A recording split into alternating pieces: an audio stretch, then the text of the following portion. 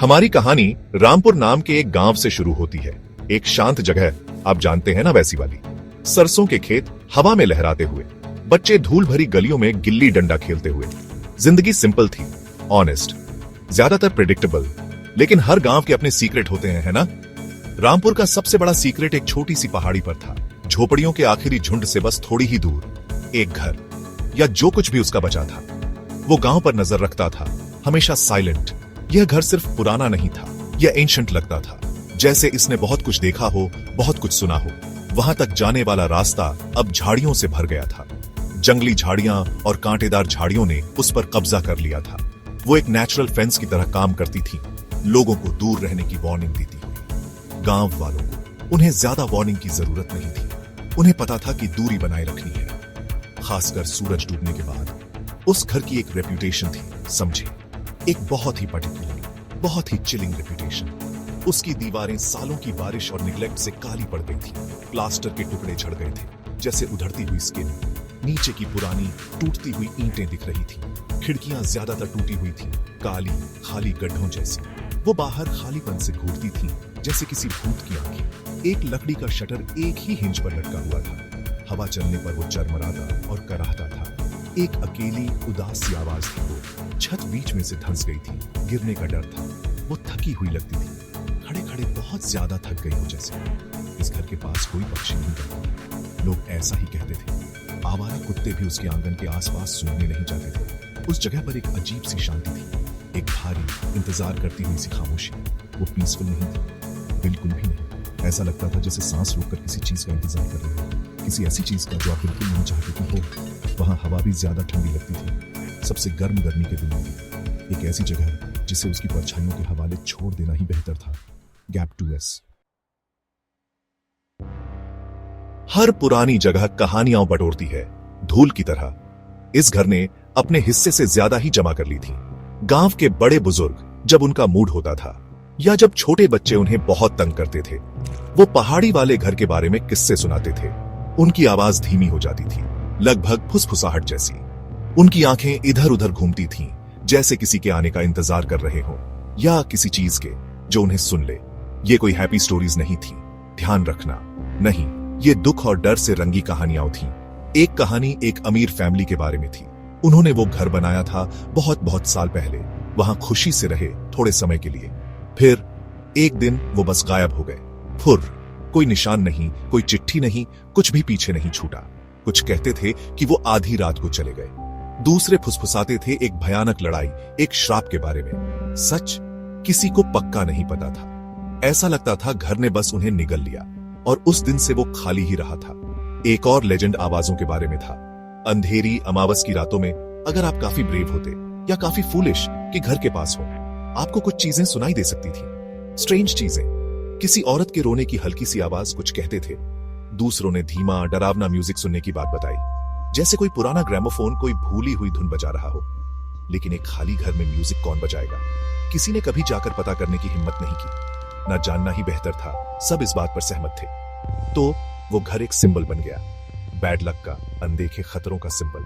लोग कहते थे कि उसकी दीवारों में गहरा दुख बसा है, कि उसकी लकड़ी और पत्थर भी दुख में डूबे हुए हैं। उनका मानना था कि बहुत पहले वहां जो कुछ भी हुआ था, उसने उस जगह पर एक परमानेंट निशान, एक दाग छोड़ दिया था। एक ऐसा अंधेरा जो धुल नहीं सकता था। इससे दूर रहना माँ बाप अपने बच्चों को चेतावनी देते थे, ये जिंदा लोगों के लिए जगह नहीं है। और बच्चे वो हमेशा सुनते थे। अब हर गांव में कुछ ब्रेव लड़के होते हैं, या कम से कम वो लड़के जो ब्रेव दिखना चाहते हैं। रामपुर में यंग अमर ऐसा ही एक लड़का था, शरारतों से भरा, हमेशा चैलेंज के लिए तैयार। उसने घर के बारे में सारी कहानियां सुनी थी, जाहिर है, लेकिन वो अपने दोस्तों से शेखी बघारता था। ये तो बस एक पुराना घर है, पत्थर और लकड़ी, इसमें डरने की क्या बात है? उसके दोस्त उन्हें इतना यकीन नहीं था। वो अपने दादा दादी की सुनाई कहानियों पर यकीन करते थे, लेकिन अमर को हदें पार करना पसंद था। एक शाम जब सूरज बस डूब ही रहा था, आसमान को नारंगी और बैंगनी रंगों में रंगते हुए, अमर और उसके दोस्तों का ग्रुप साथ में था। हमेशा की तरह बात पहाड़ी वाले घर पर आ गई। किसी ने अमर को डेयर दिया, अगर तुम इतने ही ब्रेव हो, उन्होंने कहा, जाओ और घर का फ्रंट गेट छू कर आओ, अभी के अभी। दूसरे लड़के दबी हंसी हंसे, आधे डरे हुए, आधे एक्साइटेड। अमर के पेट में थोड़ी घबराहट हुई, हल्की सी, लेकिन अब वो पीछे तो नहीं हट सकता था, है ना? इजी, उसने कहा कॉन्फिडेंट लगने की कोशिश करते हुए। तो अमर पहाड़ी की तरफ चलने लगा। उसके दोस्त एक सेफ डिस्टेंस से देख रहे थे, एक साथ सिमटे हुए। जैसे जैसे वो पास पहुंचा, हवा और ठंडी होती गई। गांव की आम आवाजें गायब हो गईं। उनकी जगह झींगुरों की आवाज और एक डरावनी शांति ने ले ली। हर कदम के साथ घर और बड़ा दिखने लगा। उसकी टूटी खिड़कियां काली, देखती हुई आंखों जैसी लग रही थी। उसने खुद से कहा कि ये बस उसकी इमेजिनेशन है, बस कहानियां उस पर असर कर रही हैं, लेकिन उसका दिल ढोल की तरह बज रहा था। वो उस टूटे फूटे पुराने गेट तक पहुंचा। वो छंद और मकड़ी के जालों से ढका हुआ था। उसने एक गहरी सांस ली, अपना हाथ आगे बढ़ाया। जैसे ही उसकी उंगलियों ने ठंडे मेटल को छुआ, घर के अंदर से जोर से कुछ गिरने की आवाज आई, जैसे कोई भारी चीज गिरी हो या फेंकी गई हो। फिर एक धीमी सी कराह, एक ऐसी आवाज जो इंसान की नहीं थी। अमर ने इन्वेस्टिगेट करने का इंतजार नहीं किया।